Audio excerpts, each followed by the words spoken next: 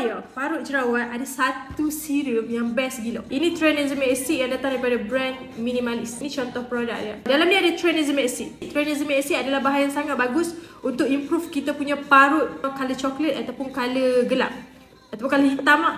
Dia bantu untuk improve sebab dia target pigment. Sebab bila kita pakai Tranexamic Acid, dia akan pergi dekat sel melanocyte, sel yang menghasilkan pigment pada kulit. Kau boleh tengok dekat sini. Ni ada gambar rajah yang menunjukkan kata sel kita sedang menghasilkan pigment. Nampak tak? Seketul-seketul ini macam bata ni adalah sel. Nampak tak dekat sel tu dia dikeluarkan biji-biji tu. Biji-biji tu adalah pigment. Pigment tu lah yang menghasilkan color gelap pada kulit kita. Ingredient tu dia pergi dekat sel melanocyte, terus dia meresap masuk dan pergi targetkan melanocyte tu, dan dia bagi signal supaya sel tu jangan lagi menghasilkan pigment. Lama kelamaan bila kita konsisten kita dalam sel kulit 2 ke 3 bulan kita dalam sel kulit, sel tu dah tak menghasilkan pigment yang berlebihan. So kita nampaklah secara zahir kat muka kita ni, oh parut dah berkurangan. Itu cara skincare berfungsi dengan keperluan ataupun mekanisme sistem kulit kita.